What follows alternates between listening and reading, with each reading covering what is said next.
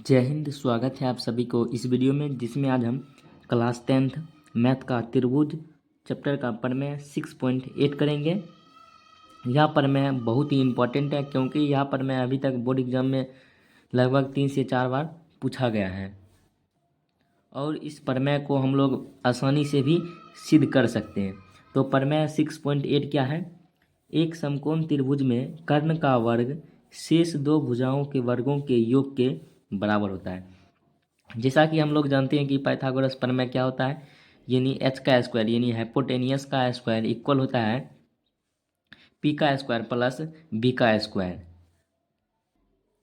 जहाँ पर पी क्या होता है परपेंडिकुलर और बी क्या होता है बेस, यानी कर्ण का स्क्वायर बराबर होता है लंब का स्क्वायर प्लस आधार का। वही हमको सिद्ध करना है। तो यहाँ पर क्या बोला गया? एक समकोण त्रिभुज, यानी प्रश्न में बोला गया कि एक समकोण त्रिभुज है। तो सबसे पहले हम लोग एक समकोण त्रिभुज यहाँ पर बना लेते हैं। तो यहाँ पर हमने त्रिभुज ए बी सी एक समकोण त्रिभुज बना लिया है, जिसमें कोण भी 90 डिग्री है। तो प्रमाण में सबसे पहले लिखेंगे माना कि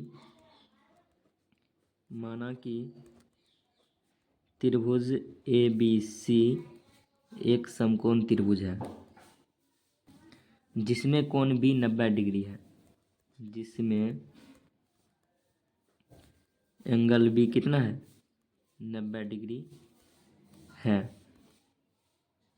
और हमें सिद्ध क्या करना है? तो यहाँ पर लिखेंगे सिद्ध करना है।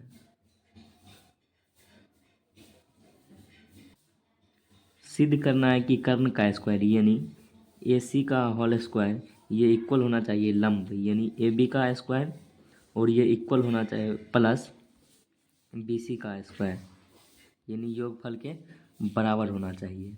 उसके बाद हम लोग यहाँ पर एक रचना करेंगे। रचना क्या करेंगे? यानी जो बी है ए सी पर एक लंब डालेंगे, इसका नाम दे देते हैं डी। ये क्या है? एक लंब है। तो यहाँ पर रचना में लिखेंगे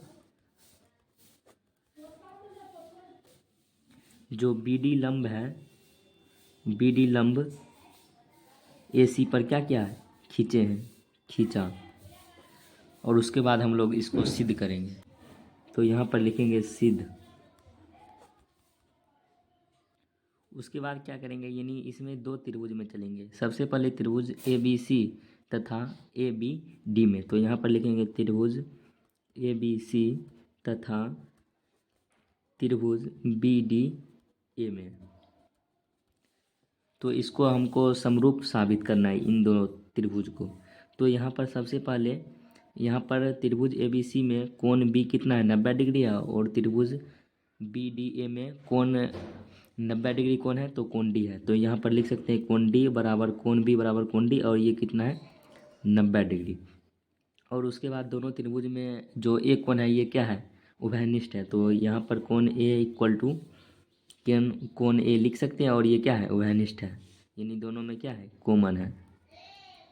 तो यहाँ पर हम लोग कह सकते हैं कि ए समरूपता नियम से ये दोनों त्रिभुज क्या हो जाएगा समरूप। तो दोनों त्रिभुज क्या हो जाएगा समरूप। तो त्रिभुज ए बी सी समरूप हो जाएगा त्रिभुज बी डी ए। और हम लोग जानते हैं कि जब दो त्रिभुज समरूप हो जाता है तो उसका संगत भुजा क्या होता है समानुपाती होता है। यानी त्रिभुज ए बी सी का लंब क्या हो जाएगा?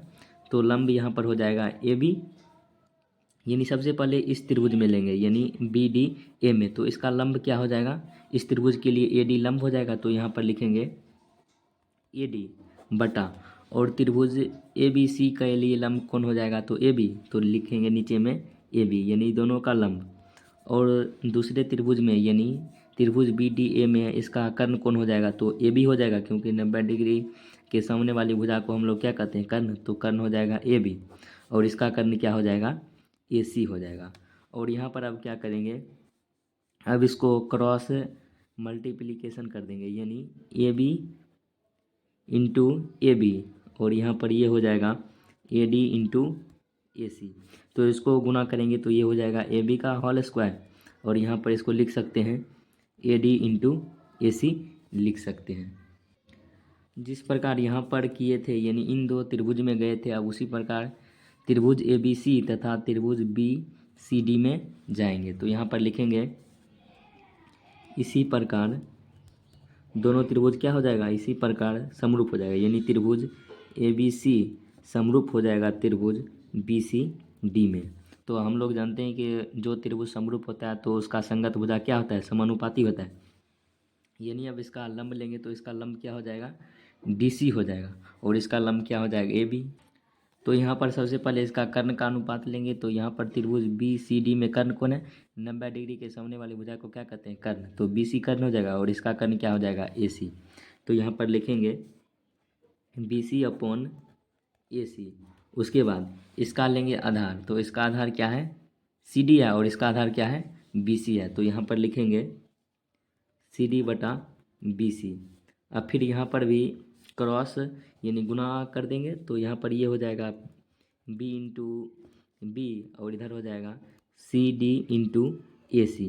तो इसको गुना करेंगे तो ये हो जाएगा B² और ये हो जाएगा CD इंटू AC। अब क्या करेंगे, यानी जो सबसे पहले इक्वेशन आया था, यानी इसको मान लेंगे समीकरण फर्स्ट और इसको मान लेंगे समीकरण सेकेंड। अब क्या करना है, यानी समीकरण फर्स्ट और सेकेंड को जोड़ देना है। यानी यहाँ पर लिखेंगे समीकरण फर्स्ट प्लस सेकेंड, यानी दोनों को जोड़ेंगे तो यानी यहाँ पर क्या है, AB का होल स्क्वायर प्लस, और यहाँ पर क्या है, BC का होल स्क्वायर इक्वल, और यहाँ पर ये क्या है, AD इंटू AC, और यहाँ पर क्या है, प्लस CD इंटू AC है। यहाँ पर AB का स्क्वायर प्लस BC का स्क्वायर, और यहाँ पर कॉमन क्या मिल रहा है, तो दोनों में AC मिल रहा है, तो AC को बाहर निकाल लेंगे। तो AC को बाहर निकालेंगे तो ये क्या हो जाएगा, AD प्लस CD हो जाएगा। और उसके बाद यहाँ पर क्या हो जाएगा, अब यहाँ पर हो जाएगा AB का होल स्क्वायर प्लस BC का होल स्क्वायर इक्वल टू, यहाँ पर क्या है, यहाँ पर है AD प्लस CD। तो इस त्रिभुज में देखेंगे AD प्लस CD क्या है, तो यहाँ पर पता चल रहा है कि AD प्लस CD यानी AC का क्या है, इसका टुकड़ा है, यानी टूटा हुआ भाग है। तो यानी इसको अगर AC निकालना रहेगा तो कैसे निकालेंगे, यानी AD प्लस CD कर देंगे। तो उसी प्रकार यहाँ पर AD प्लस CD किसके बराबर है, तो AC। तो यहाँ पर AC है, और ये ब्रैकेट में क्या लिख सकते हैं, ब्रैकेट में लिख सकते हैं AC। तो यहाँ पर ये हो जाएगा, यानी इसको गुना करेंगे तो ये क्या हो जाएगा, AC का होल स्क्वायर, और ये इक्वल हो जाएगा AB का होल स्क्वायर प्लस BC का होल स्क्वायर। यही हमको क्या करना था, साबित करना था, यानी कर्ण का स्क्वायर बराबर होना चाहिए लंब का स्क्वायर प्लस आधार का स्क्वायर। तो यहाँ पर लिख देंगे प्रूव्ड। तो उम्मीद करते हैं कि आप लोग समझ गए होंगे। तो मिलते हैं आपसे अगले वीडियो में। Thank you for watching this video.